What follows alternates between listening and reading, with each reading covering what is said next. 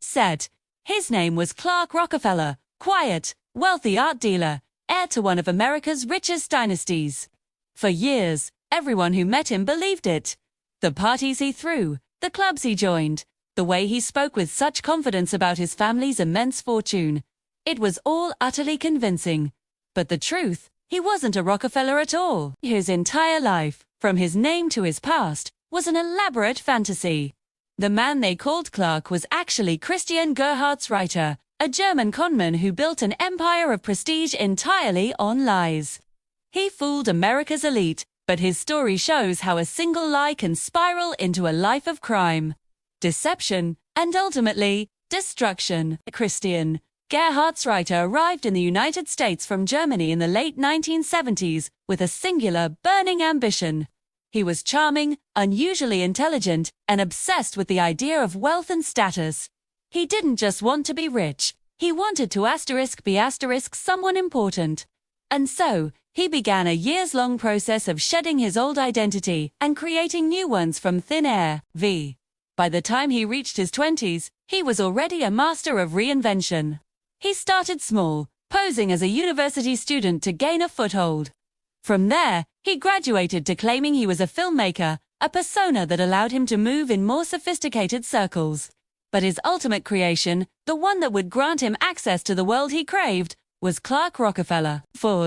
He was born in Germany, but he was truly reborn in America, crafting a new identity piece by piece, lie by lie. As Clark Rockefeller, he effortlessly slipped into the exclusive world of Manhattan's high society. He frequented the city's most prestigious art galleries, speaking with an air of authority about his family's legacy and their collection. People believed him. Why wouldn't they? He played the part of an eccentric old money heir perfectly. He hosted lavish dinner parties, joined elite clubs where membership was a badge of honor, and exuded an aura of understated power that disarmed even the most skeptical. His deception was so complete that he even married a successful Harvard-educated businesswoman who had absolutely no idea who her husband truly was. For over a decade, he lived the life he had always dreamed of, a life built on money, class, and a foundation of pure deception.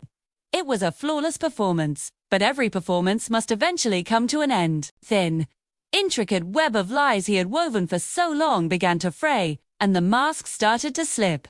The catalyst for his downfall came in 2008, after a bitter divorce.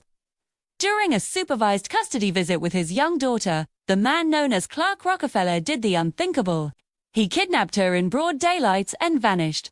The abduction triggered a massive nationwide manhunt led by the FBI. As investigators dug into his past, they found nothing. There was no record of a Clark Rockefeller with his background. It was as if he were a ghost. When they finally captured him, the shocking truth came tumbling out. He wasn't Clark Rockefeller. He wasn't an heir to any fortune.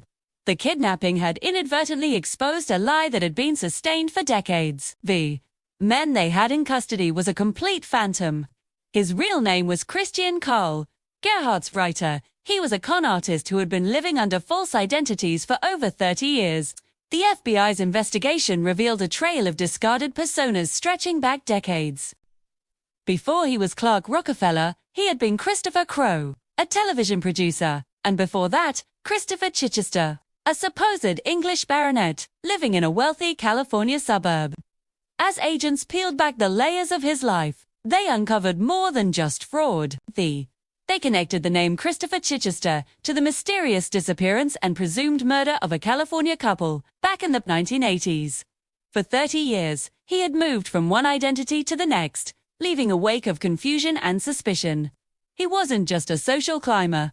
He was a master impostor, a chameleon who changed his skin to survive and thrive. The fall of Rockefeller was as dramatic as his rise.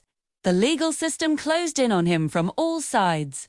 In 2009, he was convicted of kidnapping his own daughter and sentenced to several years in prison. But his legal troubles were far from over.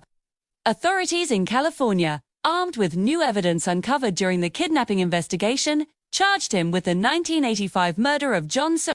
In 2013, a jury found him guilty, effectively ending the charade for good. The man who had lived a life of extraordinary deception was sentenced to spend the rest of his days behind bars. He wasn't rich. He wasn't from a powerful dynasty. He was just a man who couldn't stand being ordinary. And his desperate attempt to escape that reality led to his ultimate ruin. Christian Gerhartsreiter lived a lie so big it eventually consumed him. He craved the power, wealth, and the immortal name of a Rockefeller, but in chasing that dream, he lost everything that was real, including his freedom and his own identity. His story is a chilling reminder of how far someone will go to escape their own reality. For more incredible stories about deception and the dark side of human ambition, don't forget to like this video and subscribe to Real Crime Mysteries. Thanks for watching, and we'll see you in the next investigation.